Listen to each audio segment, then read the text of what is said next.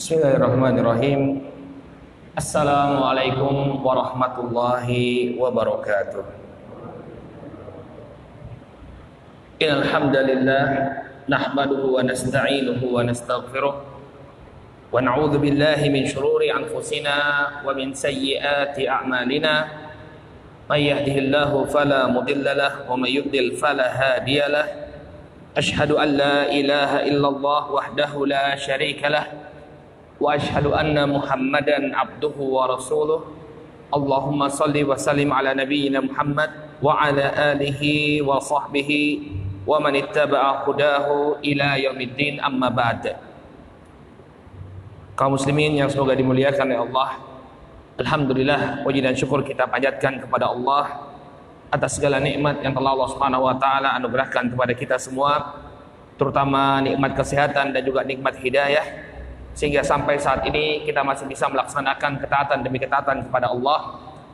Kita berharap mudah-mudahan Allah Subhanahu wa taala senantiasa menganugerahkan keistiqomahan kepada kita semua. Ma'asyiral muslimin rahimakumullah.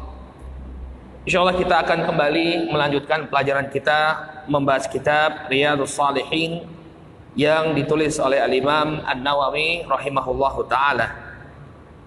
Kita masih membahas tentang bab as-sabr, bab tentang kesabaran. Terakhir telah kita bacakan hadis ke-29, yaitu tentang kisah wafatnya cucu Rasul sallallahu alaihi wasallam, putra dari Sayyidah Zainab radhiyallahu taala anhu, di mana Nabi sallallahu alaihi wasallam mengajarkan kepada kita untuk mengingatkan orang yang ditimpa musibah agar mereka bisa bersabar menghadapi musibah tersebut, dan agar kita menunjukkan simpati atau empati, perhatian kepada saudara kita yang sedang tertimpa musibah. Ini pelajaran yang terakhir. Kemudian sudah kita bacakan juga ya awal-awal hadis yang ke-30, hadis dari Suhaib Ar-Rumi radhiyallahu anhu tentang seorang pemuda ya yang diajari sihir. Jadi ada seorang penyihir yang sudah tua, kemudian dia minta ya penyihir ini adalah pembantu dari seorang raja. Maka ketika dia sudah berusia lanjut, dia meminta agar sang raja mencarikan seorang anak agar bisa dia ajari sihir. Jadi kaderisasi tukang sihir ya. Kemudian ternyata setiap kali anak ini ingin belajar sihir, dia bertemu dengan seorang rahib, seorang ahli ibadah dari kalangan Nasrani ya. Tapi Nasrani ketika itu termasuk orang-orang yang beriman. Maka dia setiap kali dia ingin pergi ke penyihir, dia ditahan atau tertahan oleh sang rahib. Dia belajar agama, belajar mengenal tauhid dari sang rahib. Sehingga kemudian dia pun dihukum oleh sang penyihir karena keterlambatannya. Maka kemudian sang penyihir mengatakan kepada anak tersebut, "Idza khasyaita sahir faqul habasani ahli." Kalau engkau khawatir dihukum oleh si tukang sihir, maka katakan kepadanya, aku ditahan oleh keluargaku. Wa idza khasyita ahlak faqul habasani sahir. Sebaliknya, kalau engkau khawatir akan dimarahi oleh keluargamu, oleh orang tuamu, maka katakan saja bahwa aku ditahan oleh tukang sihir. Kemudian kata Rasul sallallahu alaihi wasallam, fa bainama huwa ala dzalika idz ata ala dabbatin 'azimah qad habasatin nas.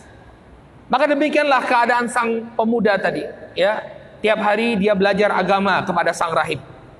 Sampai kemudian suatu hari dia bertemu dengan seekor dabbah, seekor binatang. Tidak dijelaskan dalam riwayat apa bentuk binatang tersebut, entah itu ular atau singa atau yang semisalnya. Hanya saja binatang tersebut memiliki ukuran yang besar. Dabbatin azimah. Dia bertemu dengan seekor hewan ya, seekor binatang buas yang demikian besar. Qad habasatin nas, dan binatang ini menghalangi jalannya manusia. Jadi dia berada di tengah jalan sehingga orang-orang enggak bisa lewat, terhalangi oleh hewan buas tersebut. Faqal, kemudian si pemuda tadi mengatakan, al-yauma a'lamu sahiru afdal amir rahib afdal. Hari ini ya, aku akan mengetahui siapakah yang lebih baik si tukang sihir atau si rahib. Ya, apa yang akan dilakukan oleh si pemuda? Bagaimana cara dia mengetahui bahwa si rahib ini lebih baik daripada si penyihir, atau sebaliknya? Fa akhadha hajaran faqala Allahumma in kana amrul rahib ahabba ilaika min amri sahir faqtul hadhihi dabbah hatta yamdin nas. Dia berdoa kepada Allah Subhanahu wa taala, ya Allah, apabila perkara sang rahib ini lebih engkau cintai ya Allah daripada si tukang sihir, maka bunuhlah hewan ini sehingga manusia pun bisa berjalan kembali. Faramaha faqatalaha wa madan nas. Kemudian setelah dia berdoa kepada Allah Subhanahu wa taala, si pemuda pun melempar hewan tadi, kemudian matilah hewan tadi. Dia berhasil membunuh hewan tadi. Wa madan nas, kemudian manusia pun bisa berjalan. Ya.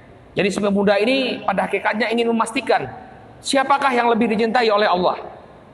Dalam keadaan sebenarnya dia sudah punya kecondongan bahwa yang benar itu adalah si rahib, tentu tukang sihir. Ya, tukang sihir itu pengabdi syaitan. Tidaklah orang itu mendapatkan kekuatan sihirnya, melainkan dia harus melakukan perkara-perkara yang dicintai oleh syaitan. Makanya kita cukup sedih ya, ada organisasi baru, Perkumpulan Dukun Nusantara. Ya, dukun-dukun, bahkan dia ingin membuat wisata apa? Wisata santet. Jadi orang bisa melihat bagaimana proses santet. Naudzubillah. Ya, ini kan masalah akidah. Ya, kita sebagai seorang dai harus memperingatkan umat yang seperti ini menyimpang, praktek-praktek menyimpang. Walaupun mereka menggunakan atribut-atribut keislaman, pakai peci, kemudian ada lambangnya, ya, tampilan seperti seorang ustadz, tapi kalau prakteknya nyantet, ya, ini nggak mungkin dia mendapatkan kekuatan itu, melainkan dari syaitan. Nah, si pemuda ini sebenarnya dia sudah yakin, dia punya kecondongan, tapi untuk memastikannya, ya, dia berdoa kepada Allah. Coba tunjukkan ya Allah mana yang lebih afdol. Dan Allah tunjukkan bahwa sang rahib lebih afdol. Ketika dia melempar hewan tersebut, hewannya mati sesuai dengan apa yang dia inginkan. Kemudian manusia pun berlalu. Fa'atar rahiba fa'akhbarah. Maka kemudian dia datang kepada sang rahib, lalu dia ceritakan apa yang baru saja terjadi. Faqala lahu rahib, maka kemudian rahib mengatakan, "Ai bunai, antal yawm afdal minni."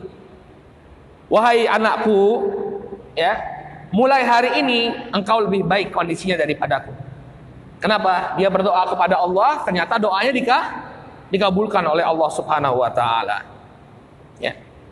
Ini juga dalil yang menunjukkan bolehnya kita memanggil orang yang bukan anak kita dengan panggilan wahai anakku. Ya bunai, kata si rahib. Wahai putraku, padahal dia bukan putranya. Wahai anakku. Ya sama kalau misalnya kita di masjid melihat seorang anak, ya kita mau memberikan nasihat, nak sini, ya kasih tahu, beri nasihat, ya itu nggak jadi masalah. Ya.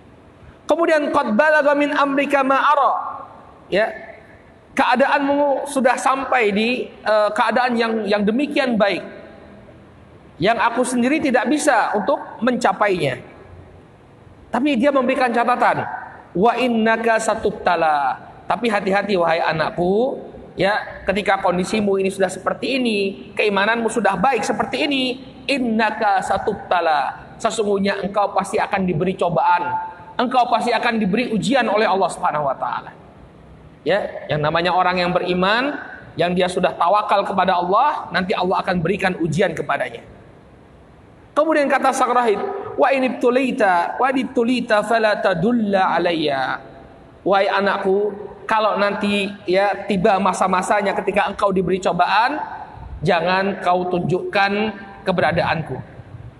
Jadi seolah-olah sang rahib ini sudah mengetahui tentang sunnatullah. Orang yang mengajak manusia, karena dia tadi kan nanti dia akan mengajak manusia untuk mentauhidkan Allah, berdakwah kepada manusia, pasti dia akan mengalami gangguan. Ya, seperti Nabi SAW. Awalnya Nabi SAW sebelum beliau berdakwah di tengah-tengah manusia, beliau sangat dicintai oleh orang-orang Quraisy, digelari sebagai Al-Amin, sangat dicintai oleh orang-orang Quraisy. Tapi kemudian ketika Nabi SAW mengajak manusia untuk mentauhidkan Allah, meninggalkan penyembahan kepada berhala-berhala, orang-orang pun mulai memusuhi beliau, mulai beliau diberikan gangguan demi gangguan. Sunnatullah. Maka kata sang rahib, kalau engkau mulai diganggu oleh manusia, tolong jangan kabarkan kepada mereka tentang keberadaanku. Qala wa kana al-gulam yubri'ul akmah wal abras wa yudawin nas min sa'il adwa. Maka setelah itu, ya, sang pemuda tadi, ya, sang anak tadi, dia bisa menyembuhkan manusia. Orang yang buta, orang yang berpenyakit kusta, bahkan dia menyembuhkan banyak penyakit. Tentu ini karena doanya. Jadi sang anak ini karena keimanannya dia diberi karomah oleh Allah Subhanahu wa taala. Ketika ada orang yang sakit, dia doakan, kemudian sembuhlah penyakit tersebut biiznillah, dengan seizin dari Allah Subhanahu wa taala, sebagaimana yang akan dia sebutkan. Bagaimana cara dia menyembuhkan manusia, nanti dia akan sebutkan bagaimana. Maka terkenallah keadaan sang anak. Ada orang yang sakit dibawa ke dia, kemudian didoakan olehnya, sembuh. Fasami'a jalisun lil malik kana qad amiya. Maka berita tentang sang pemuda ini didengar oleh teman sang raja. Jadi raja dia punya seorang teman, dan temannya ini sudah buta. Ya, dalam keadaan yang buta, dia mendengar bahwa ada seorang anak yang bisa menyembuhkan berbagai macam penyakit. Fa'atahu bihadaya katsirah. Maka teman sang raja ini memberikan kepada si pemuda berbagai macam hadiah yang demikian banyak. Faqala ma hahuna laka ajma' in anta syafaitani. Ini semua hadiah, kata teman si raja yang buta ini semuanya, ya, untukmu apabila engkau bisa menyembuhkanku. Ya, teman sang raja tentu dia memiliki kekayaan. Dia berikan hadiah yang banyak kepada si pemuda dengan syarat si pemuda bisa menyembuhkan sakitnya. Ya, penyakit yang ada pada matanya sehingga dia bisa melihat lagi. Namun apa kata sang pemuda? Faqala inni la ashfi ahadan. Sesungguhnya saya tidak bisa menyembuhkan siapapun. Ya. Lantas siapa yang menyembuhkan? Innama yashfillahu ta'ala. Sesungguhnya yang menyembuhkan itu adalah Allah Subhanahu wa ta'ala. Jadi kalau kita diberikan kemampuan oleh Allah Subhanahu wa ta'ala, kelebihan oleh Allah Subhanahu wa ta'ala, misalnya kita berprofesi sebagai seorang dokter, ya, jangan kemudian kita menyandarkan kesembuhan itu pada kita atau pada obat.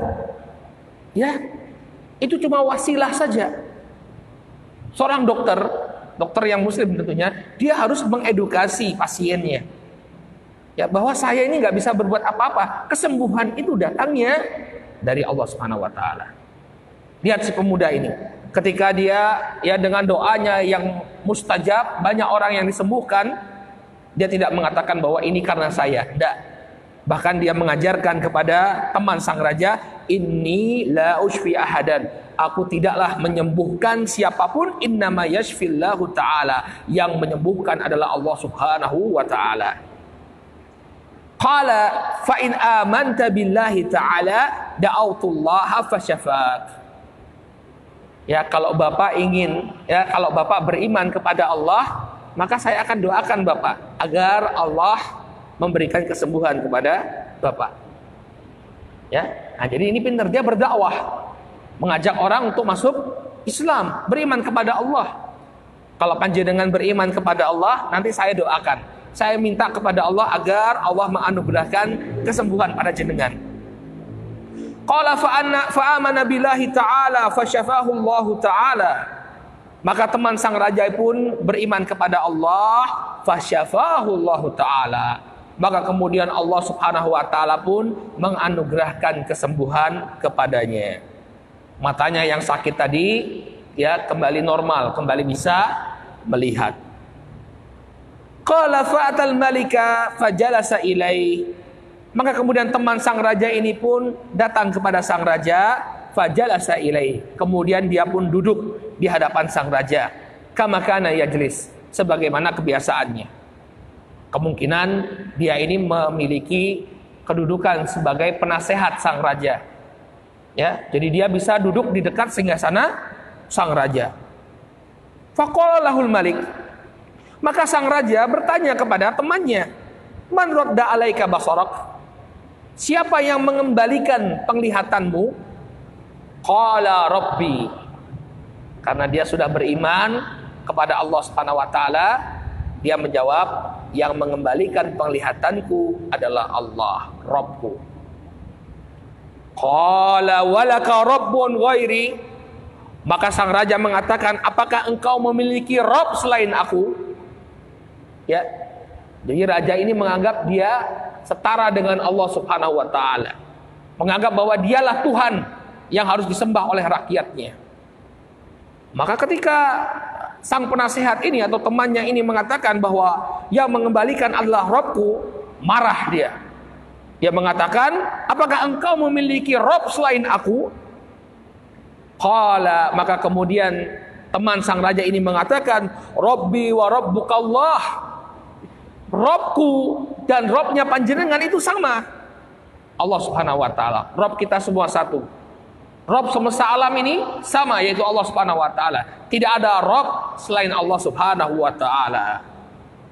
Maka apa yang dilakukan oleh sang raja kepada teman dekatnya, padahal ini sahabatnya, orang dekatnya, tapi ketika dia beriman kepada Allah Subhanahu wa taala dan tidak mau mengakui sang raja sebagai Rabb, marah, hilang semua persahabatan, hilang semua kenangan manis. Kemudian dia mengatakan, kemudian apa yang dilakukan oleh sang raja? Fa akhadahu falam yazal yu'adzibuhu hatta dalla ala gulam. Maka kemudian dia pun ditangkap dan terus-menerus disiksa sampai dia mengkhabarkan ya keberadaan sang pemuda yang tadi sudah menyembuhkan penyakit matanya dengan seizin Allah Subhanahu wa taala. Jadi dia dipaksa ya, diazab, diberi hukuman, disiksa sampai kemudian dia menunjukkan di mana keberadaan sang pemuda. Faji abil gulam, maka kemudian sang pemuda pun ditangkap. Faqala lahul malik, maka kemudian dia pun langsung diinterogasi oleh sang raja. Ai bunai, qad balagha min sihrika ma tubri'ul akmah wal abras, fataf'al wa taf'al. Maka kemudian sang raja tentu dia tahu bahwa ini adalah sang pemuda yang dikader oleh si tukang sihir. Maka kemudian sang raja ini masih menduga bahwa apa yang dilakukan oleh si pemuda, dia bisa menyembuhkan orang yang buta, dia bisa menyembuhkan orang yang terkena penyakit lepra. Ini semua adalah sihir yang diajarkan oleh si tukang sihir. Maka ketika dihadapkan di hadapan sang raja, langsung ditanya oleh sang malik, wahai anak, ya, ternyata ilmu sihirmu sudah demikian hebat sehingga engkau bisa menyembuhkan orang yang buta, demikian juga orang yang berpenyakit lepra, dan engkau bisa melakukan ini dan ini. Artinya banyak sekali orang yang sakit yang bisa kau sembuhkan dengan sihirmu. Tapi apa kata sang pemuda? Faqala inni la ashfi ahadan. Wahai raja, saya nggak bisa menyembuhkan siapapun. Innama yashfillahu ta'ala. Sesungguhnya yang menyembuhkan itu hanyalah Allah Subhanahu wa ta'ala. Jadi dia tetap mengatakan, menyandarkan kesembuhan itu kepada Allah. Bukan kemudian mengaku-ngaku, oh dia bisa sembuh karena saya yang mendoakan. Ya, enggak. Tapi dia katakan bahwa Allah lah yang menganugerahkan kesembuhan kepada mereka. Lantas apa yang dilakukan oleh sang raja? Fa akhadahu wa lam yazal yu'adzibuhu hatta dalla 'ala rahib. Ya. Maka dia ditangkap, pemuda tadi ditangkap, kemudian dia disiksa oleh sang raja sampai kemudian dia pun terpaksa mengkhabarkan atau memberitakan tentang di mana keberadaan sang rahib. Padahal tadi rahibnya sudah berpesan, "Nak, kalau nanti kamu disiksa, ya, jangan kau kabarkan tentang keberadaanku." Tapi karena demikian kejam, demikian keras siksaan yang diterima oleh sang pemuda, dia pun kemudian mengkabarkan tentang keberadaan si rahib. Qala faji'a birrahibi faqila lahu irji' an dinik. Maka ditangkaplah sang rahib, kemudian dihadapkan kepada sang raja. Ternyata ya sumber ini semua adalah engkau. Ya, teman dekat saya nggak mau lagi menganggap saya sebagai Rob gara-gara kamu. Pemuda yang tadi diajari oleh tukang sihir tidak mau dia beriman kepadaku, malah beriman kepada Tuhanmu. Akhirnya dibawa si penyihir sang rahib tadi, kemudian dia diminta untuk keluar dari agamanya. Agama yang mentauhidkan Allah, agama yang menganggap bahwa Allah Subhanahu wa taala satu-satunya Rabb semesta alam ini. Qala irji an dinik. Ya. Keluarlah engkau dari agamamu. Ya. Fa'aba. Namun kemudian sang rahib tidak mau. Dia tetap mempertahankan keimanannya. Ya. Fada'a bil minsyar. Maka kemudian didatangkan kepada sang rahib ya sebuah gergaji. Sebuah gergaji yang demikian besar. Fawudhi'a al-minsyaru fi mafraqi ra'sih.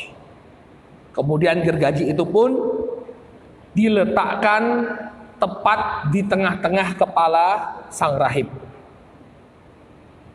Ya. Kalau kita melihat orang dahulu mempertahankan keimanannya luar biasa ya Pak ya. Sampai disiksa. Kalau kita alhamdulillah belum sampai kepada tingkatan yang demikian. Tapi orang zaman dulu untuk mempertahankan keimanannya, mereka sampai mendapatkan kematian. Sebagaimana para sahabat Nabi juga. Yasir, bapaknya sahabat Ammar, ya terbunuh. Demikian juga ibunya Sumayyah. Di masa Nabi SAW, ya mereka disiksa sampai Sumayyah itu ditombak farjinya, vaginanya ditombak dengan tombak yang tajam sampai kemudian tembus ke perutnya. Auzubillah. Nah, hal yang sama menimpa sang rahib. Diletakkanlah sebuah gergaji di tengah-tengah kepalanya, kemudian fasyaqqahu hatta waqa'a syiqqah. Lalu dia dibelah menjadi dua. Auzubillah. Dengan gergaji tadi, mulai dari kepalanya, lehernya, ke badannya, sehingga badannya pun terbelah menjadi dua. Tapi tentu kalau dia benar keimanannya, jujur keimanannya kepada Allah, maka apa yang dihadapi di dunia ini akan dibalas oleh Allah Subhanahu wa taala dengan nikmat surga yang tak bisa kita bayangkan. Ya, keimanan kita, kekokohan kita dalam memegang keimanan kita pasti akan dibalas oleh Allah Subhanahu wa taala. Walaupun itu harus kemudian mempertaruhkan nyawa kita. Ya. Sehingga walaupun keadaannya sang rahib ini meninggal dalam keadaan yang demikian mengenaskan, dibelah dua, tapi yakinlah bahwa di sisi Allah Subhanahu wa taala dia akan mendapatkan kedudukan yang tinggi. Karena seseorang itu kedudukannya tergantung dengan keimanannya. Ini sampai dia mempertahankan keimanannya dengan mempertaruhkan nyawa. Ya. Bukan hanya sekedar harta, tapi nyawanya dia pertaruhkan. Maka kemudian terbelahlah tubuhnya menjadi dua. Qala tsumma ji'a bi jalisil malik faqila lahu. Kemudian didatangkanlah teman sang raja tadi. Kemudian dikatakan kepada teman sang raja, irji an dinik. Ya, kembalilah engkau dari agamamu. Ya, kembalilah engkau kepada agamamu yang dulu, yang menganggap bahwa aku adalah Rabb. Tapi apa yang dilakukan oleh temannya tadi? Fa'aba. Keimanan telah menancap kuat di dalam dadanya. Dia tidak mau untuk menuruti keinginan sang raja. Dia tetap beriman kepada Allah Subhanahu wa ta'ala. Lantas apa yang dilakukan oleh sang raja kepada temannya ini? Fawudi'a al-minsyaru fi mafraqi ra'sih. Sama dengan apa yang dilakukan kepada sang rahib. Diletakkan di atas kepalanya gergaji, fasyaqqahu bihi hatta waqa'a syiqqah.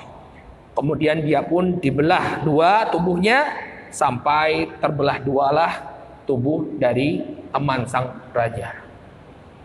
Ya, jadi dia menyusul sang rahib. Ini keadaan orang yang beriman sampai dia mati, ya dia tetap mempertahankan keimanannya walaupun diancam dengan kematian. Namun perlu kita sampaikan bahwa boleh ya kalau memang ancaman kepada kita itu sudah sampai kepada ancaman kematian, pada hakikatnya boleh bagi kita untuk berpura-pura seperti yang dilakukan oleh sahabat Ammar bin Yasir. Ya, illa man ukriha wa qalbuhu mutmainnun bil iman. Kata Allah Subhanahu wa taala, kecuali orang-orang yang dipaksa padahal hatinya tetap berada dalam keimanan. Jadi tidak masalah. Sesungguhnya kalau dia diancam dengan ancaman yang sudah mencapai derajat ancaman kematian, boleh bagi dia untuk berpura-pura dengan catatan hatinya tetap beriman. Namun boleh juga bagi dia untuk tetap bersikeras. Ya, tetap bersikeras. Mempertahankan keimanannya seperti yang dilakukan oleh sang rahib dan teman dari sang raja. Ya. Jadi boleh dua-duanya. Kemudian bagaimana dengan keadaan sang pemuda? Tsumma ji'a bil gulam faqila lahu. Kemudian didatangkan si pemuda, faqila lahu, dikatakan kepadanya, irji an dinik. Dikatakan hal yang sama. Kembalilah engkau dari agamamu. Ya. Fa'aba, tapi sang pemuda tidak mau. Fadafa'ahu ila nafarin min ashabih. Maka kemudian sang pemuda ini diserahkan kepada pasukan sang raja. Faqala, kemudian raja pun mengatakan kepada pasukannya, idhabu bihi ila jabal kada wa kada. Pergilah kalian dengan membawa pemuda ini ke bukit sana. Kemudian dia menunjukkan sebuah bukit. Fas'adu bihil jabal. Naiklah kalian ke atas bukit. Fa idza balagtum dzirwatah fa in raja'a an dinihi wa illa fatrahu. Pergilah kalian ke puncak gunung, kemudian paksa dia untuk kembali kepada agamanya atau keluar dia dari agamanya. Tapi kalau dia tidak mau, lemparkan dia dari puncak bukit. Jadi dia menyuruh pasukannya, ini bawa anak ini, bawa pemuda ini ke atas bukit, kemudian paksa dia untuk keluar dari agamanya. Kalau dia tidak mau, lemparkan dia dari atas bukit. Maka apa yang terjadi? Hadirin yang dimuliakan oleh Allah Subhanahu wa taala, fadhahabu bihi fasa'adu bihil jabal. Maka kemudian mereka pun pergi lalu mendaki bukit tersebut. Ketika berada di puncak bukit, sang pemuda berdoa. Ya. Faqala Allahumma akfinihim bima syi'at. Ya Allah, lepaskanlah aku dari orang-orang ini. Dia berdoa. Kemudian apa yang terjadi hadirin yang dimuliakan Allah? Farajafa bihil jabal. Tiba-tiba bukit itu berguncang. Fasakatu. Kemudian pasukan sang raja jatuh dari puncak bukit tersebut. Sang pemuda nggak apa-apa. Dia berdoa kepada Allah. Nah, ini karomahnya. Dia berdoa kepada Allah ya agar dibebaskan dari pasukan sang raja. Justru bukitnya bergoncang dan pasukan sang raja lah yang jatuh dari bukit tersebut. Qala wa jaa yamshi ilal malik. Kemudian sang pemuda pun kembali kepada sang raja. Faqala lahul malik, ma fa'ala ashabuk? Sang raja kemudian bertanya kepada sang pemuda, apa yang terjadi dengan pasukanku? Faqala kafanihumullahu ta'ala. Maka sang pemuda mengatakan, Allah telah melepaskan diriku dari cengkraman mereka. Ya. Harusnya kalau dia beriman, begitu melihat ternyata pasukannya tadi, ya si pemuda ini berhasil melepaskan diri dari pasukannya karena doanya kepada Allah, harusnya kan dia beriman. Ya enggak? Ternyata hal yang demikian tidak membuat sang raja beriman kepada Rob sang pemuda. Tetap dia berada dalam kekufurannya. Ya. Nah, kadang-kadang jabatan seseorang, kekuasaan yang dimiliki seseorang itu bisa menghalangi seseorang dari hidayah, Bapak-bapak. Ya. Ini terjadi pada banyak kisah. Ada raja yang sudah mengetahui kebenaran, tapi dia khawatir ketika dia menerima kebenaran nanti kekuasaannya hilang. Maka dia tetap dengan kekufurannya. Seperti yang terjadi kepada Fir'aun. Seperti yang terjadi kepada Herakla, Kaisar Romawi. Kaisar Romawi itu sudah tahu bahwa Nabi itu berada di atas kebenaran. Tapi karena kekhawatiran dia, kalau dia beriman kepada Nabi alaihissalatu wassalam, hilang kekuasaannya, maka dia tidak mau beriman kepada Nabi. Hal yang sama mungkin terjadi pada sang raja. Dia sudah melihat bahwa pasukannya nggak berhasil. Kenapa? Karena doa sang pemuda. Kafanihumullahu ta'ala. Allah telah melepaskanku dari cengkeraman mereka. Maka apa yang dilakukan oleh sang raja? Fadafa'ahu ila nafarin min ashabih. Dia memanggil pasukannya yang lain. Kemudian si pemuda pun diserahkan kepada pasukannya tersebut. Ya, cara yang pertama gagal. Dibawa ke atas bukit, kemudian dilempar, ternyata gagal. Maka dia mencari cara yang lain untuk membunuh sang pemuda. Qala idhabu bihi fahmiluhu fi qurqurin wa tawassatu bihil bahr.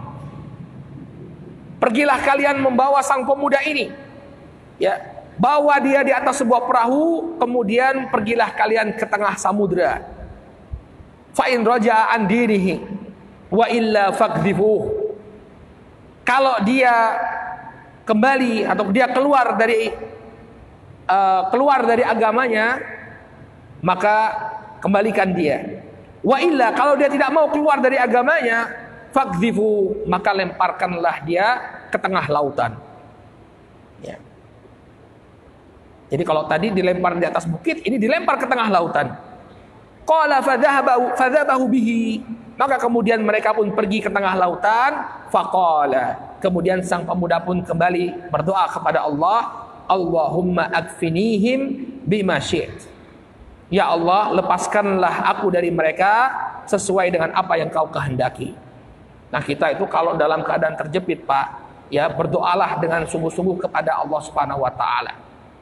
Apalagi dalam keadaan kita dizolimi, Allah akan mengabulkan doa kita. Ya.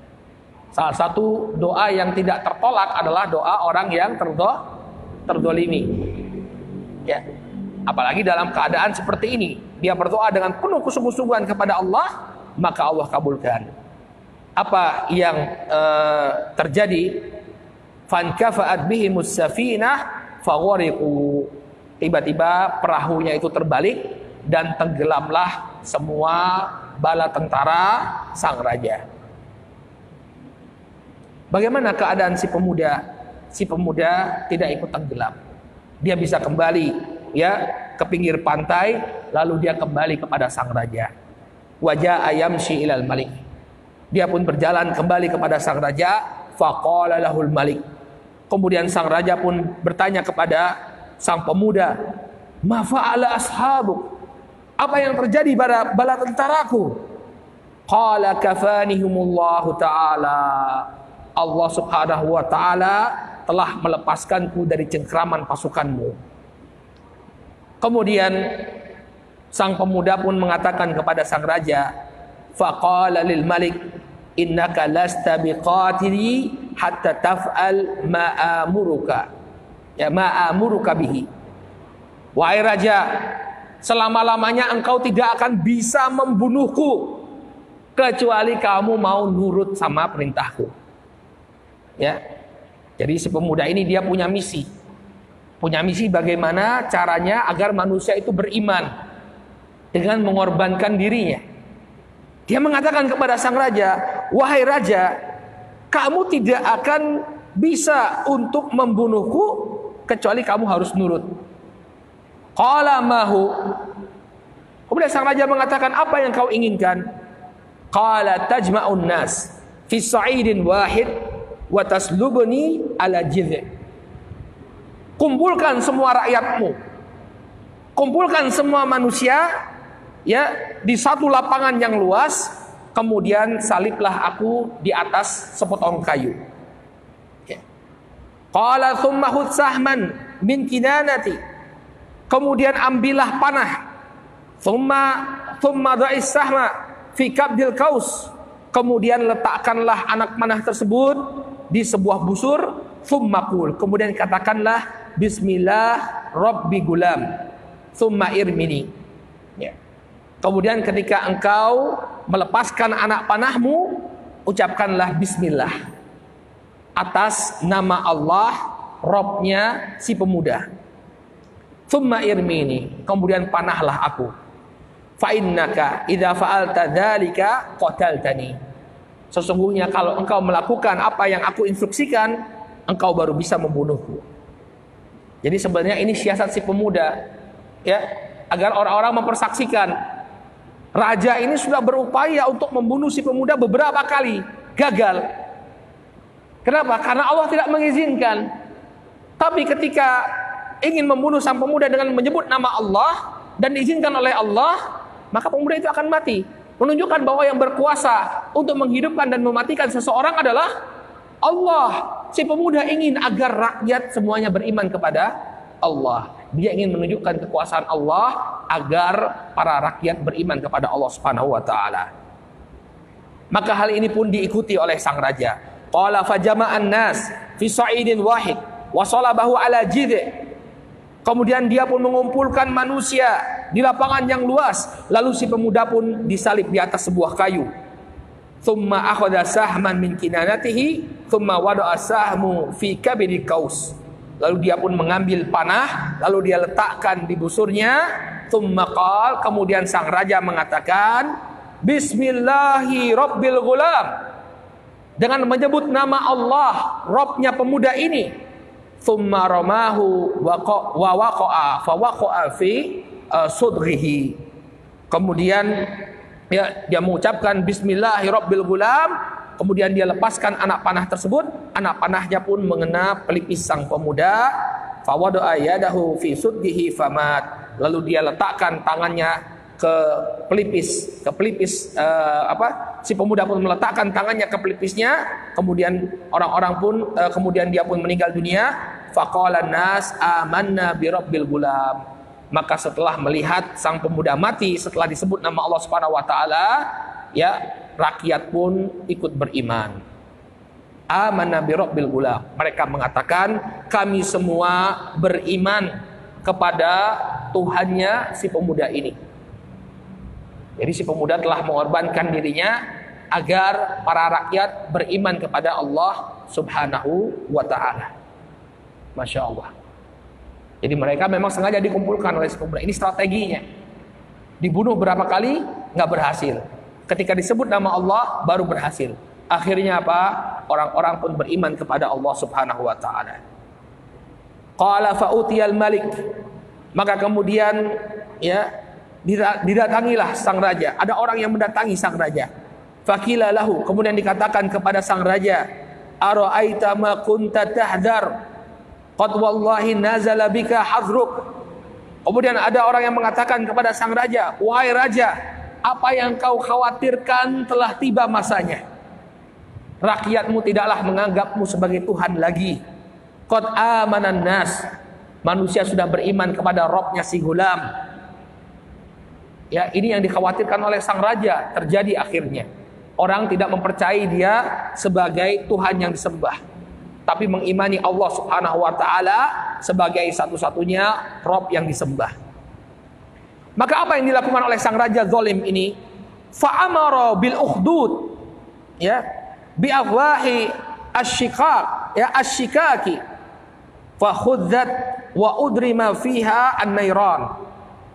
Maka yang dilakukan oleh sang raja, dia sangat kejam sekali, karena rakyatnya sudah tidak mengakui dia sebagai Tuhan, mau beriman hanya kepada Allah Subhanahu wa taala.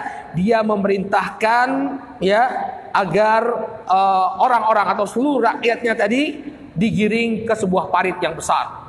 Jadi digali sebuah parit yang besar, kemudian di dalam parit tersebut dinyalakanlah api yang berkobar. Faqala man lam yarji an dinihi, ya, fa'akhimuhu fiha. Dia berkata kepada pasukannya, barang siapa yang tidak murtad dari agamanya, tidak keluar dari agamanya, ya, tidak mau kembali menyembahku, tidak mau kembali menganggapku sebagai Tuhan, lemparkanlah mereka ke dalam parit. Ya. Au qila lahu iktahim. Ya, lemparkan mereka. Fafa'alu, maka dilakukanlah hal tersebut. Setiap kali ada rakyat ditanya, kamu mau beriman kepada Rabbnya pemuda tadi atau kepada raja? Aku beriman kepada Rabb si gulam. Masuk dia. Kamu mau beriman kepada Allah atau beriman kepada raja? Aku beriman kepada Allah. Dimasukkan dia ke dalam api yang menyala-nyala. Hatta ja'at imra'atun wa ma'aha sabiyyun laha. Sampai kemudian datang giliran seorang wanita yang ketika itu dia memiliki seorang bayi. Fataqa'asat an taqa'a fiha. Kemudian sang wanita ini sangat ketakutan ketika menghadapi api yang berkobar-kobar dalam parit tadi. Dia merasa khawatir, dia merasa takut dicemplungkan ke dalam api tersebut. Faqala lahul gulam, maka kemudian bayi yang sedang dia gendong tiba-tiba bisa bicara. Lalu kemudian dia mengatakan, ya ummah isbiri fa innaki alal haq. Wahai ibuku, bersabarlah, fa innaki alal haq, karena sesungguhnya engkau berada di atas kebenaran. Ya, maka kemudian dimasukkanlah sang wanita tadi ke dalam api yang sedang berkobar. Demikianlah kisah sang pemuda, ya, yang awalnya dia dikhususkan atau dia diperintahkan untuk belajar ilmu sihir, namun hidayah Allah Subhanahu wa taala membawa dia untuk mempelajari agama, belajar agama, dan menjadi seorang yang mengajak manusia kepada tauhid, sampai kemudian menyebabkan sekian banyak orang beriman, walaupun itu harus berakhir pada kematiannya. Baik, kisah ini tentu sangat relevan dibawakan oleh Al-Imam An-Nawawi rahimahullahu ta'ala dalam bab sabar. Kita bisa melihat banyak sekali sosok-sosok yang menunjukkan kesabaran dalam kisah ini. Mulai dari sang rahib, kemudian teman dari sang raja, kemudian sang pemuda, dan seluruh rakyat yang mempertahankan keimanannya. Banyak sekali hikmah yang bisa kita dapati dari kisah ini. Insya Allah kita akan sampaikan hikmah dan faedah-faedah dari kisah si pemuda, penyihir, raja, dan si rahib ini pada pertemuan yang akan datang. Bismillahirrahmanirrahim ta'ala. Naktafi bihadzal qadar. Kita cukupkan dulu sampai di sini. Subhanakallahumma wa bihamdika asyhadu an la ilaha illa anta astaghfiruka wa atubu ilaik. Assalamualaikum warahmatullahi wabarakatuh.